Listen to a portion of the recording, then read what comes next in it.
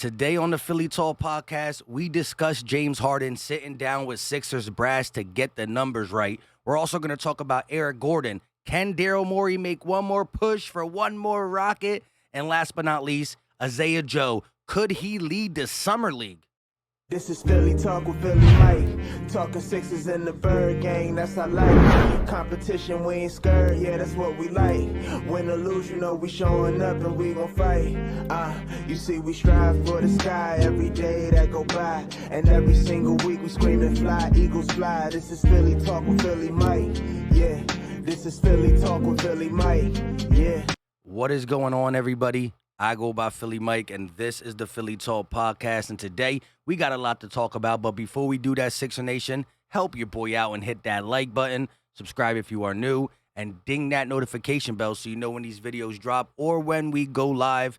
Shout out to Chris Haynes for reporting this. Free agent James Harden is meeting with the Philadelphia 76ers today in the Hamptons to begin negotiating his new multi-year deal, league sources say. Now, I just want to shout out James Harden. Thank you for not opting into your $47 million option. That would have killed us. We would not have PJ Tucker on this team. However, let me know in the comment section your best guess on how many years, how much per year, and how much total. Whoever's right, well, kudos to you. You might be a GM sometime in your future.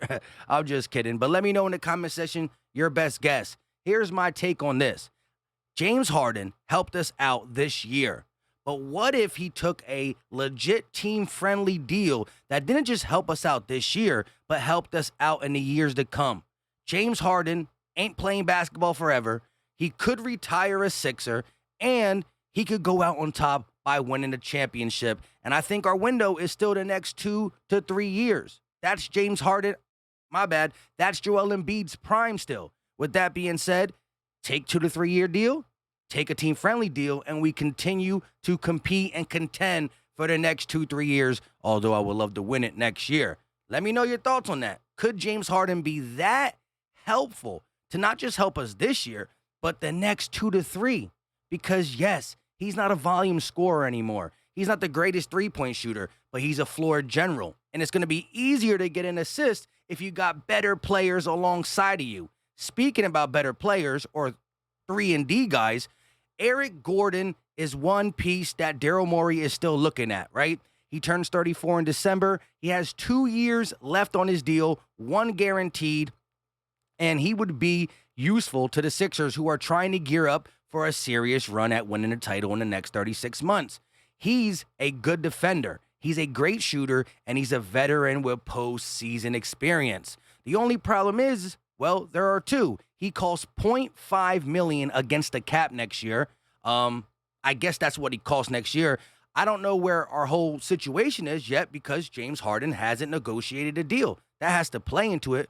But he's $0.5 million against the cap, not over the cap, but that's what he'll cost next year. And the Rockets haven't been impressed with the Sixers' offers, but Daryl Morey isn't giving up. I think this is another guy who really helps the team. Role players. Look at the Bucks. Look at the Warriors, the Celtics, the Heat.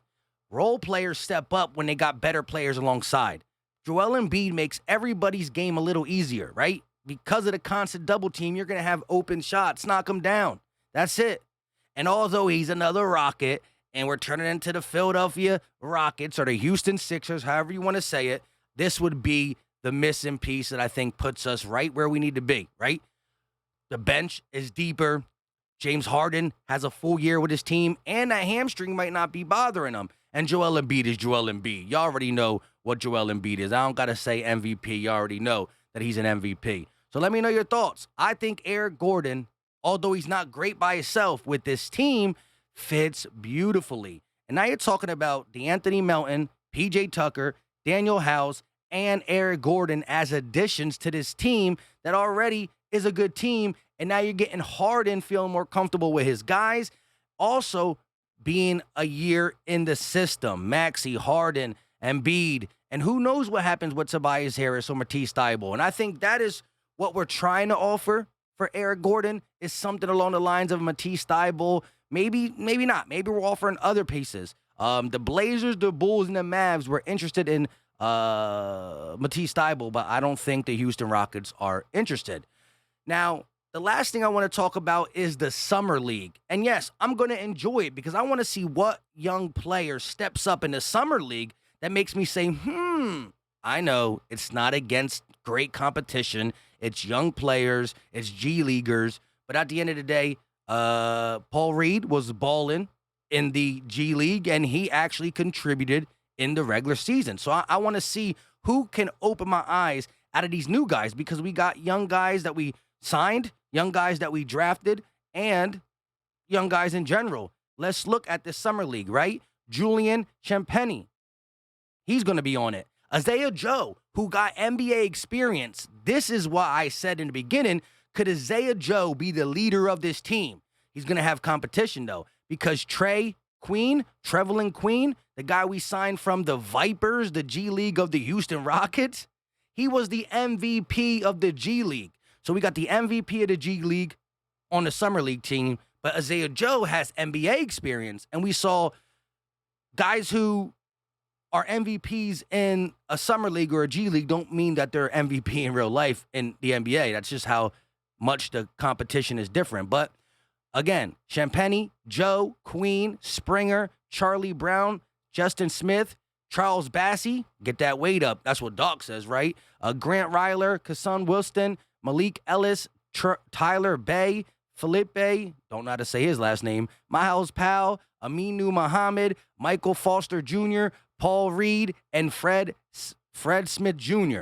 Again, Paul Reed, Isaiah Joe, they have NBA experience. I would like to see Jaden Springer do something because he's young and it'd be nice. But there's just something about Isaiah Joe that a lot of us, right? Yo, Joe, as my guy Murder Music says, we want him to be implemented in this offense and defense, this rotation. And when we were seeing guys like Furkan Korkmaz and these guys just look bad, we were saying, why not play Joe?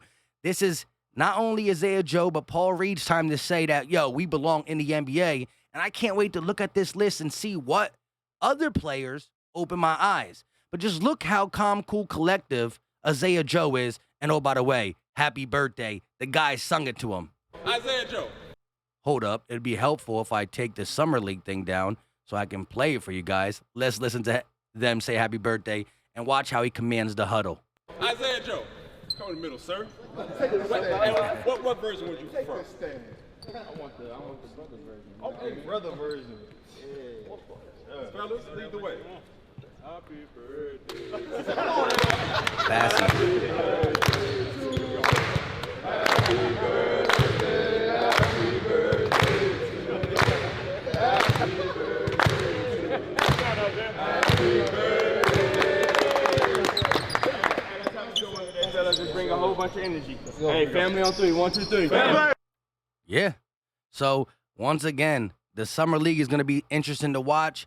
I want to see what one of these or two of these or three of these young guys open my eyes. And again, just because they're good in the Summer League or the G League don't mean they're ready to come here and start. But I'm interested. Maxey, he don't ever have to play in the Summer League because he's already working his way to the second best scorer on his team and second best player. He's an all-star in the making. Let me know your thoughts in comment section. What? Let me know your thoughts in the comment section on everything we talked about. But also, give me two guys on this list. Give me two guys on this list that you think are going to shock the world. Whether it's Isaiah Joe, who got NBA experience already, or whether it's a guy like Julian Champagnie, who we drafted, or we signed as an undrafted free agent, rookie free agent, and he might just shock the world. Let me know your sleeper on this list. Let me know all your comments. I appreciate y'all. Until next time, we out.